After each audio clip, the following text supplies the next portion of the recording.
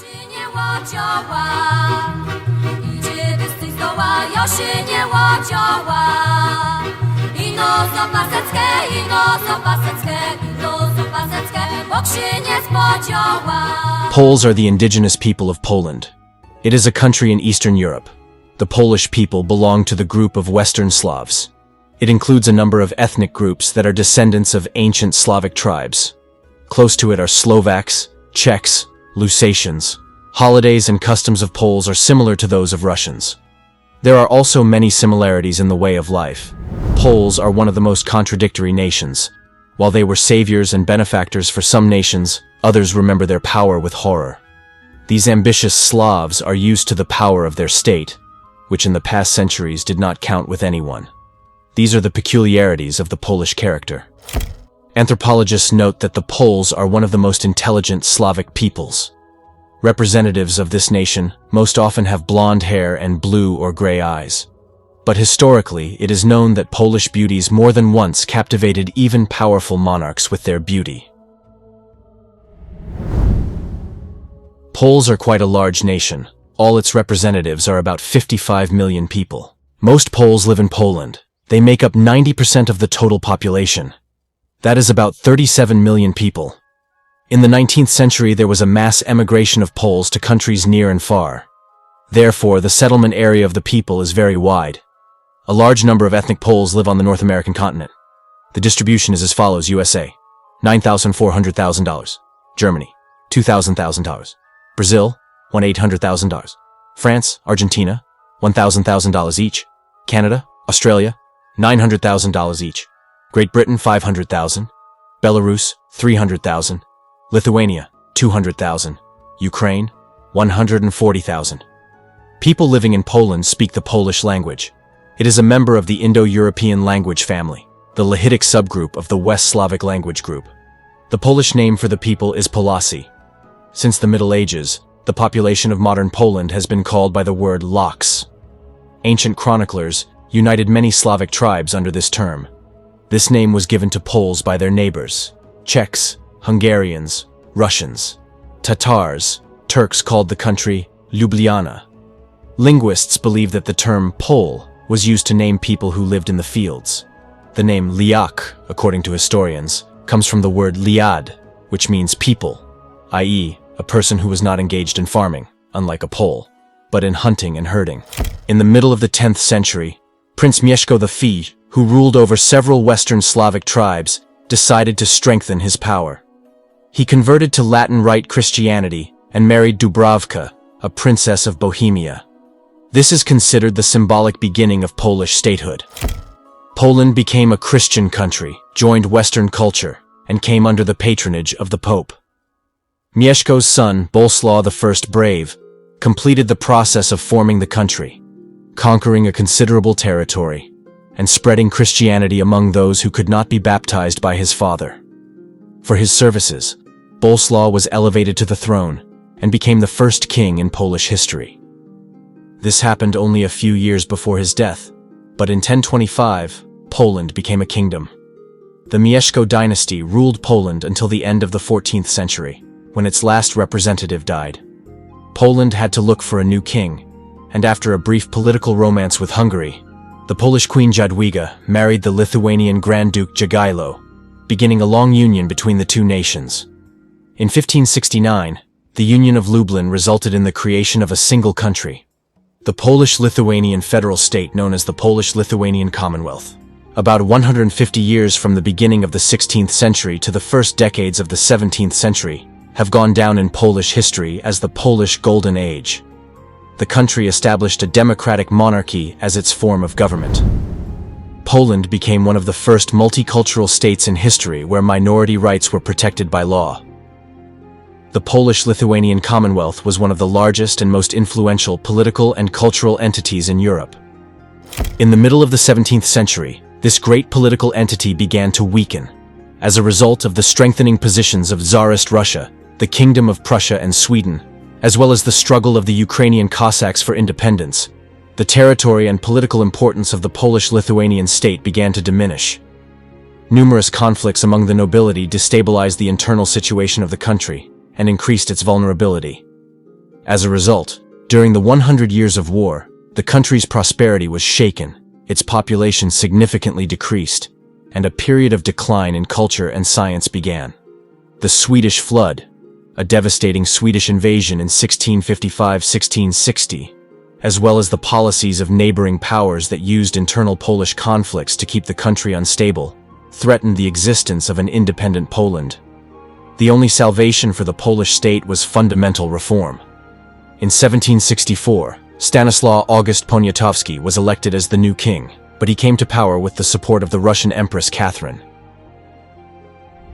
Poniatowski's policies brought significant economic, cultural, and scientific improvements. But due to disagreements among the magnates, he was unable to prevent the first partition of Poland. Three neighboring powers, the Russian Empire, the Kingdom of Prussia, and the Austrian Empire, seized the borderlands. Catherine the Great, supported by some of the Polish-Lithuanian nobility, sent troops into Poland, causing the second partition of Poland. In 1795, Poland ceased to exist. The dream of an independent Poland lived in the hearts of the Poles. During the Napoleonic Wars, Polish legions were formed among the emigrants, and secret Polish organizations launched two major uprisings, both unsuccessful, and tried to join the Spring of Nations in 1848, also unsuccessful.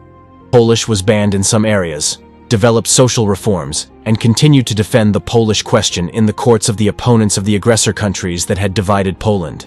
The First World War and the subsequent significant changes in the political map of Europe were the moment Polish patriots had been waiting for. During the war years, about 2 million Polish soldiers fought on the fronts of the First World War on the side of the Entente, while Polish political elites tried to convince France, Great Britain, and Russia to restore Poland's independence. Poland regained its independence on November 11, 1918. The interwar period, 1918-1939, saw the painstaking and agonizing reconstruction and reunification of the tortured and divided country. On the eve of World War II, Poland was completely unprepared to offer armed resistance to Nazi Germany, which had been preparing for war for years. After Hitler attacked Poland on September 1, 1939, backed by Stalin's army from the east, Poland was wiped off the political map in 27 days. The Polish government fled to Great Britain, where it continued as a government in exile. Polish troops and units continued to fight alongside the Western Allies against Germany.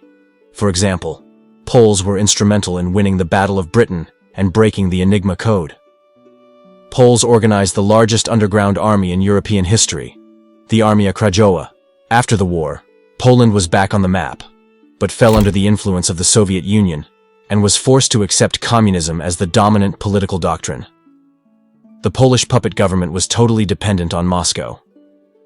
Since the end of the 20th century, a course of rapprochement with the West has been followed. In 1999, Poland joined NATO, and in 2004, the European Union. During 25.5 years of peaceful and quiet development, Poland managed to reduce the gap with the rest of Europe that had developed during the years of communism. Today, Poland is considered a role model for those countries that had to undergo political transformation after the revolutions of 1989. It is once again a strong state with influence in the region. Poles have a typically Slavic appearance. The vast majority are blonde and light-eyed. The face is oval. The features are correct, thin. Representatives of this nationality are quite attractive. They are slim, athletic build. Most Poles are not tall. Polish girls are known for their beauty. They are cute, long-haired blondes with charming smiles. Today, most Poles practice Catholicism and Orthodoxy. This religion was introduced by force in the 10th century. Peasants revolted, burned churches, and expelled priests. Troops were sent to suppress them. Gradually, Christian customs were mixed with pagan rites. Today, many old Slavic holidays are celebrated along with Christian holidays. Ancient Poles worshipped the spirits of the sun, water, and fire. Many rituals were connected with agriculture and harvest. Funeral customs, which exist in a transformed form, have survived to this day. The ancestors of the Slavs believed in spirits. Poles honored the house spirits that lived behind the stove and helped with household chores. There were also forest, water, and field spirits that could both help and harm. They believed in the existence of two souls in a person. So at baptism, they were called by two names. The unbaptized soul turned into a vampire after the death of its owner. The Polish character is as changeable as the changeable climate of this country. On the one hand, Poles are good-natured, cheerful people. On the other, stubborn, stingy. They seem passive. Then suddenly they show determination to change. When meeting an acquaintance, they shake hands and smile. Kissing on the cheek, as in Southern Europe, is not common. Men are gallant and polite. Ladies are kissed on the hand and give way in traffic. Poles love fun and entertainment. This is evidenced by the large number of holidays, half of which are unofficial. On a holiday or a celebration, always dress up, wear jewelry. Polish people are sociable. People like to talk to each other, to tourists. The vast majority of young people speak English. Polish hostesses are very welcoming. A characteristic feature of Poles is straightforwardness. They believe that it is possible to express not only approval, but also condemnation. In Poland, you can easily start cursing the government and the president. Any incident in a public place immediately attracts the attention of others. Everyone present will give their opinion, often not very flattering.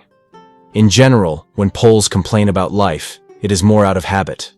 Although they are considered to be a sentimental nation, it is a great pleasure to communicate with them.